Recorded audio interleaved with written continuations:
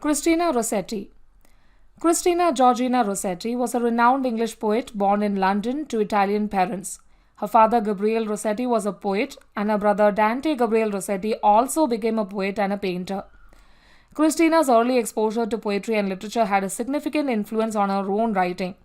She began composing poems in 1842, which were later published by her grandfather's private press.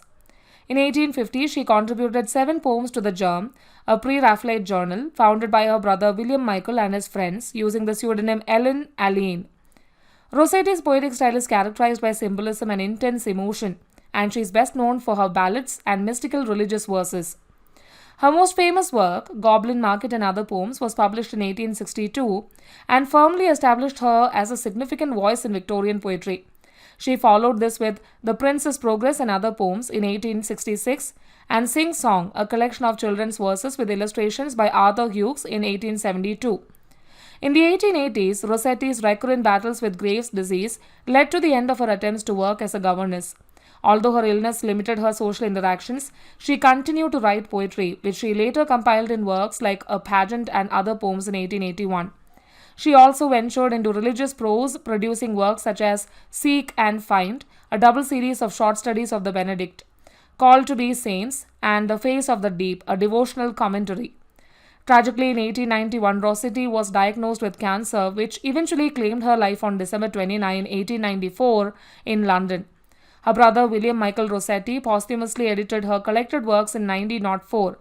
However, a more comprehensive 3-volume collection of her poems, titled Complete Poems, was published by Louisiana State University Press between 1979 and 1990, ensuring that her literary legacy endures.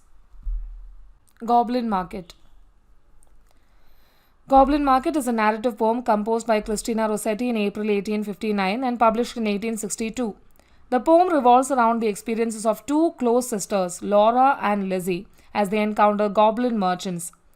Although the sisters seem young, they live independently in a house and fetch water from a stream each evening. The poem begins with the sisters hearing the calls of goblin vendors selling exotic fruits during twilight. On this particular evening, Laura, enticed by their otherworldly wares, lingers by the stream after her sister departs. Intrigued by the goblin fruits but lacking money, the impulsive Laura offers to trade a lock of her hair and a tear more rare than pearl as payment. Laura indulges in the delicious fruit in an almost Bacchic frenzy and returns home in ecstatic trance, carrying one of the seeds. She shares her experiences with her sister Lizzie, who, in contrast, chastises her with wisdom, reminding her of the story of Jeannie. Jeannie was another girl who consumed goblin fruits and then tragically perished at the onset of winter after a long and pitiful decline. Strangely, no grass grows over Jeannie's grave.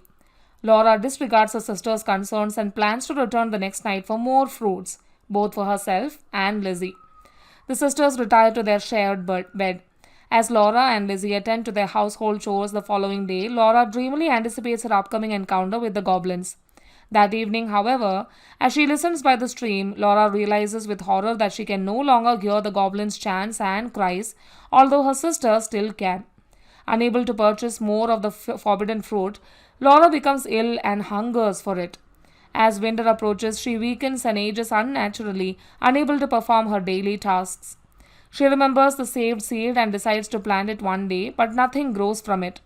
Months pass, and Lizzie recognizes that Laura is wasting away. Lizzie resolves to purchase goblin fruit for Laura. Armed with a silver penny, she heads down to the brook, where the goblins greet her warmly and invite her to dine. However, when the merchants realize that Lizzie intends to pay with silver and not partake of their fruit, they attack her, attempting to force-feed her their offerings. Lizzie is drenched in juice and pulp but resists consuming any.